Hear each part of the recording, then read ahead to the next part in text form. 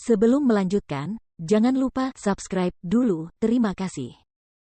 Bab 359 melangkah jauh. Kedamaian akhirnya kembali ke Gunung Tianyuan.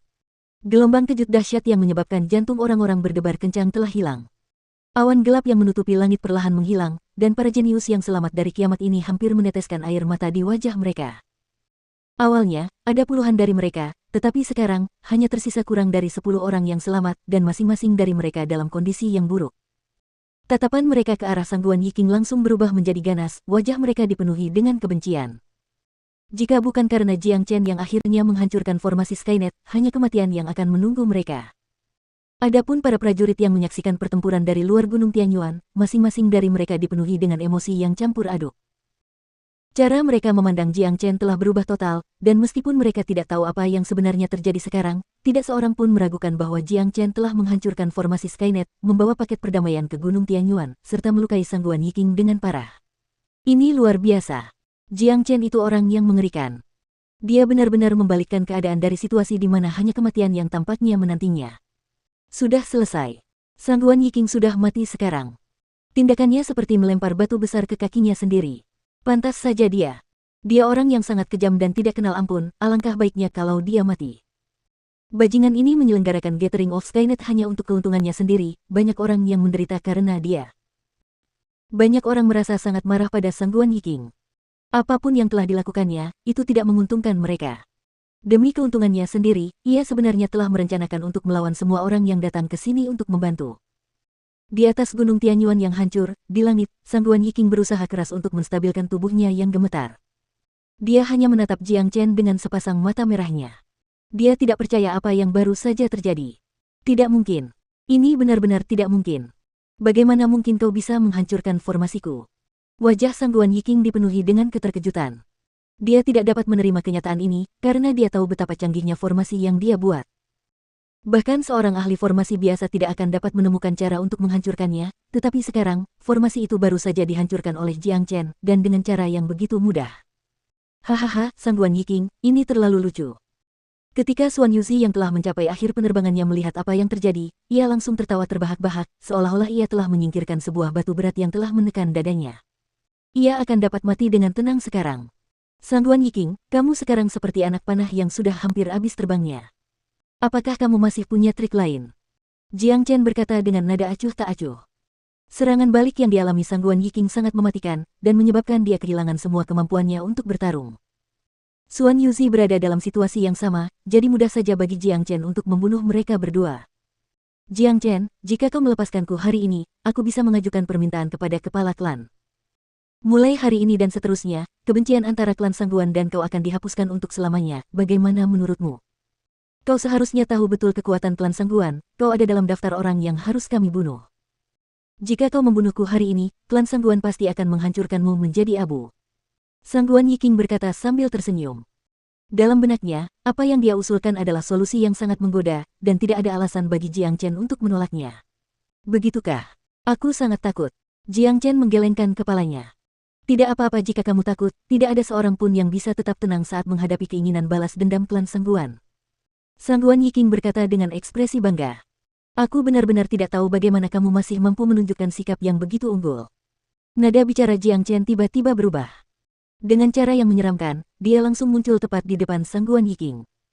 Dia menusukkan pedang panjang di tangannya ke depan, menembus tubuh Sangguan Yiking.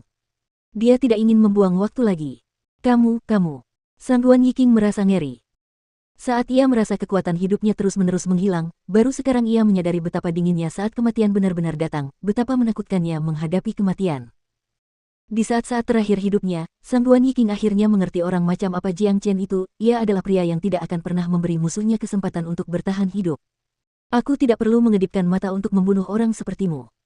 Jangan khawatir, aku akan membalas perintah murah hati klan Sangguan untuk membunuh, kau bisa menunggu semua anggota keluargamu di sana, mereka akan segera bersatu denganmu. Jiang Chen perlahan menarik pedangnya.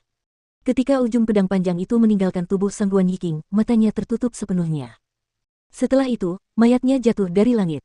Setelah membunuh Sangguan Yiking, Jiang Chen berbalik dan menatap Xuan Yuzi yang berlumuran darah. Aku tahu kau tidak akan membiarkanku pergi. Jangan khawatir, aku tidak akan memohonmu untuk mengampuniku seperti yang Sangguan Yiking lakukan. Xuan Yuzi tersenyum getir. Sekarang dia mengerti karakter Jiang Chen, dan sebagai musuh orang ini, takdirnya sudah ditentukan sejak lama. Sebenarnya, jika bukan karena Jiang Chen, dia pasti sudah dibunuh oleh Sangguan Yiking sekarang. Jiang Chen lah yang membuatnya bertahan hidup lebih lama, memberinya kesempatan untuk menyaksikan kematian Sangguan Yiking. Baginya, ini adalah kelegaan terbesar. Xuan Yuzi, kau pecundang. Bekerja sama dengan musuhmu sendiri adalah keputusan yang membuktikan kau bodoh. Namun, kau adalah pria yang sangat berani. Apapun yang terjadi, aku tetap harus membunuhmu, karena kaulah yang pertama kali ingin membunuhku. Jiang Chen berkata dengan nada acuh tak acuh. Lakukan. Ini takdirku. Kalau kau yang dikalahkan olehku, aku juga akan membunuhmu. Xuan Yuzi memejamkan matanya, menunggu pedang Jiang Chen mengiris tenggorokannya. Dia tidak ingin melihat kepalanya terlepas dari tubuhnya. Jiang Chen maju selangkah, menempelkan telapak tangannya di atas kepala Xuan Yuzi, dan menyuntikkan kekuatan ke lautan kesadarannya, yang langsung menghancurkannya. Xuan Yuzi mengeluarkan suara, dengungan, yang tumpul, kemudian, kekuatan hidupnya benar-benar lenyap, dan mayatnya pun jatuh dari langit. Namun, Jiang Chen telah melepaskan kekuatan lembut yang membawa mayatnya, menyebabkannya jatuh perlahan. Aku akan membiarkan tubuhmu tetap utuh. Setelah mengatakan itu, Jiang Chen hanya mengibaskan lengan bajunya dan melangkah pergi. Seorang pria yang tidak takut mati akan selalu pantas dihormati. Meskipun Xuan Yuzi adalah musuhnya, ia tetap mendapatkan rasa hormat dari Jiang Chen. Oleh karena itu, Jiang Chen memutuskan untuk meninggalkannya dengan tubuh yang utuh. Sedangkan untuk lengan Xuan Yuzi, itu dilakukan oleh Sangguan Yiking. Melihat punggung Jiang Chen yang menghilang di kejauhan, orang-orang di kerumunan itu tidak dapat menahan perasaan campur aduk. Pria ini datang sendirian, dan pada akhirnya, dia melangkah pergi dengan kepala tegak. Dia telah menjadi pemenang pertemuan Skynet ini, kedua jenius nomor 1 Provinsi Jian telah gugur. Dengan metodenya sendiri, Jiang Chen telah membuktikan kepada semua orang bahwa dialah jenius nomor 1 di generasi muda. Ketika para jenius yang selamat itu menyadari bahwa Jiang Chen baru saja menyelamatkan nyawa mereka, masing-masing dari mereka mulai menyeka keringat dingin di dahi mereka. Wajah mereka dipenuhi dengan kegembiraan.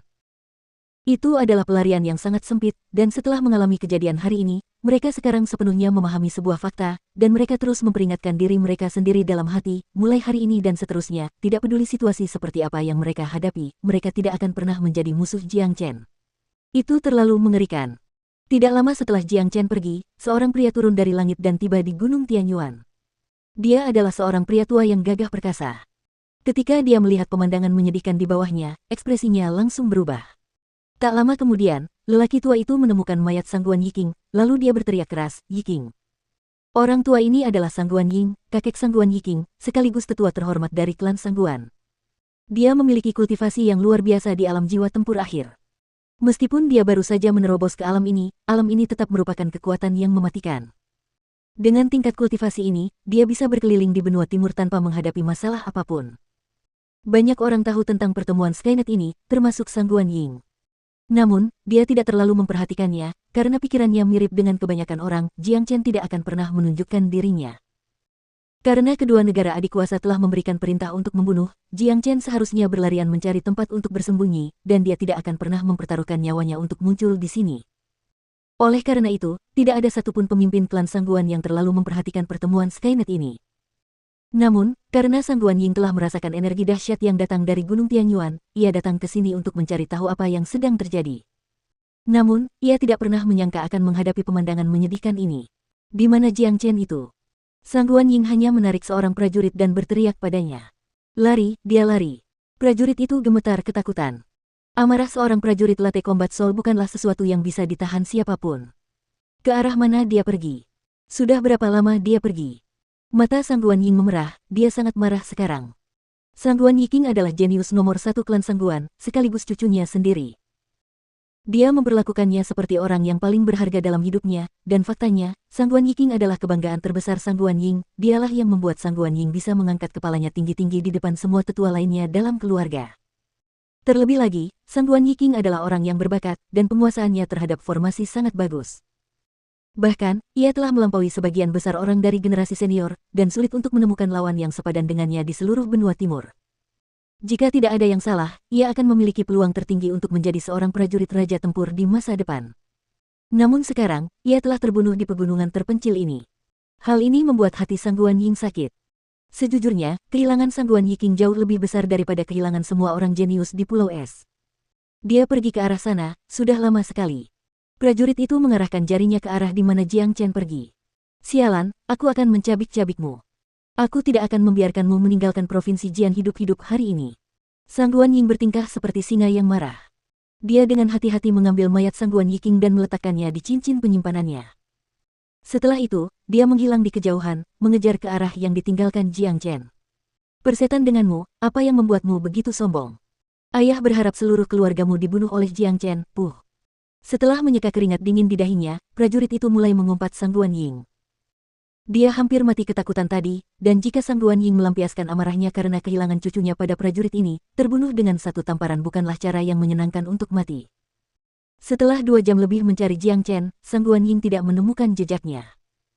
Setelah itu, ia memberitahu klan Sang Guan dengan jimat, meminta lebih banyak orang untuk membantu mencari Jiang Chen. Hanya dalam waktu 2 jam, apa yang terjadi di Gunung Tianyuan menyebar ke seluruh provinsi Jian. Sama seperti Sang Guan Yiking, kematian Xuan Yuzi merupakan pukulan besar bagi Sekte Pedang Myriad, harapan terbesar mereka telah jatuh, itu adalah kehilangan yang tidak akan pernah bisa ditebus. Oleh karena itu, seluruh provinsi Jian menjadi panas. Jiang Chen benar-benar muncul di pertemuan Skynet, dan keberaniannya benar-benar layak dikagumi. Dalam situasi seperti itu, dia masih berani datang ke provinsi Jian dan dengan kejam menyerang dan membunuh kedua jenius teratas provinsi Jian. Orang-orang tidak hanya mengagumi keberaniannya, tetapi juga takut dengan kekuatannya yang luar biasa.